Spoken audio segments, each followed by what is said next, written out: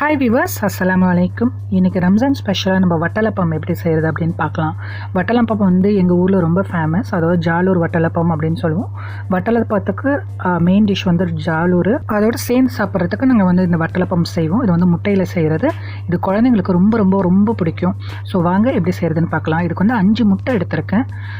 இதோட மெயின் வந்து 5 முட்டைக்கு வந்து நாங்கள் வந்து முந்திரி போடுவோம். ஃபுல்லாகவே முந்திரி. ஒரு முட்டைக்கு வந்து 6 முந்திரி அப்படிங்கிற கணக்கு. நான் இதில் வந்து 5 முட்டைக்கு 30 பீசஸ் எடுக்கணும். நான் இதில் வந்து பாதியாக இருக்கேன். 15 முந்திரியும் 15 பாதாமும் எடுத்திருக்கேன்.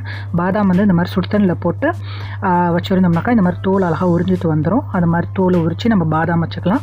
ஒரு முட்டைக்கு ஒரு ஏலக்காய்ங்கிற கணக்குப்படி நமக்கு வந்து 5 முட்டை எடுத்திருக்கேன்.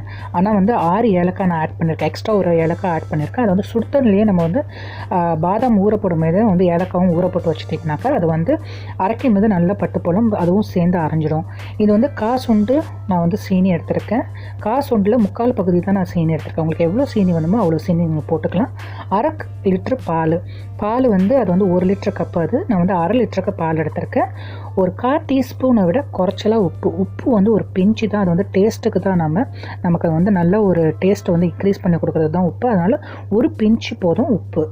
இப்போ அந்த 5 முட்டையும் ஓடுகேடு எதுவுமே இல்லாமல் நல்லா பார்த்து ஜாக்கிரதையாக 5 முட்டையை நம்ம வந்து ஒரு வெசலில் நம்ம உடச்சி ஊற்றிக்கலாம். ஊற்றிட்டு லைட்டாக பீட் பண்ணிவிட்டு நம்ம சீனி எடுத்து வச்சிருந்த சீனியும் அதில் கொட்டி அதோடு சேர்த்து உப்பையும் போட்டு நம்ம வந்து நல்லா மிக்ஸ் பண்ணிக்கலாம். அந்த சீனி வந்து நமக்கு டோட்டலாக கரையணும். அது வரைக்கும் நம்ம வந்து நல்லா மிக்ஸ் பண்ணிக்கலாம். அரைக்கிறது வந்து பாதாமியும் நம்ம முந்திரியும் வந்து ஒன்றா சேர்த்து அந்த ஏலக்காய் எல்லாத்தையும் போட்டு லைட்டாக பால் ஊற்றி லைட்டாக அரைச்சிக்கலாம். அரைக்கும் போது இது வந்து நல்லா எனக்கு வந்து பட்டு போல் அரைச்சிருந்தது. நீங்கள் வந்து அந்த பட்டு போல் நல்ல மைய பட்டு போல் அரைச்சிருக்கணும். அரைச்சதை வந்து அந்த முட்டையோடு சேர்த்து ஊற்றிடலாம். நல்லா கலக்கிட்டு இதை வந்து டேஸ்ட் பார்த்துக்கலாம். இனிப்பு எப்படி இருக்குதுன்னு பார்த்துக்கோங்க. இது வேக வச்சதுக்கப்புறம் நமக்கு வந்து கொஞ்சம் லைட்டாக இனிப்பு குறைச்சா மாதிரி இருக்கும். அதனால் இப்போ கலக்கும் போது கொஞ்சம் தூக்கலாக இனிப்பு போட்டுக்கிட்டிங்கனாக்கா அது வந்து பேலன்ஸ் ஆகிடும். இதை வந்து கண்டிப்பாக ரம்ஜானில் வந்து எல்லார் வீட்லேயும் வந்து பிரேக்ஃபாஸ்ட்டில் வந்து இனிப்புங்கிற பட்சத்தில் இது வந்து ஒரு மெயின் டிஷ்ஷாக அங்கே இருக்கும். அதோடு சேர்த்து ஜாலூரும் செஞ்சு வச்சுருப்பாங்க. இது குழந்தைங்களுக்கும் சரி பெரியவங்களுக்கும் சரி எல்லாருக்கும் ரொம்ப பிடிக்கும். இதெல்லாம் நான் எடுத்து வச்சு இந்த பாலையும் ஊற்றிக்கிறேன். ஊற்றி நல்லா மிக்ஸ் பண்ணிக்கலாம். இதை வந்து நான் இறச்சி குக்கரில் செய்ய போகிறேன். உங்களுக்கு வேணும்னா நீங்கள் வந்து இட்லிக்கு சட்டியில் பண்ணிக்கலாம். அப்படின்னா வந்து ரைஸ் குக்கரில் பண்ணிக்கலாம். அந்த மாதிரி உங்களுக்கு எது அவைலபிள் பாத்திரம் இருக்கோ அதில் வந்து நீங்கள் செஞ்சுக்கலாம்.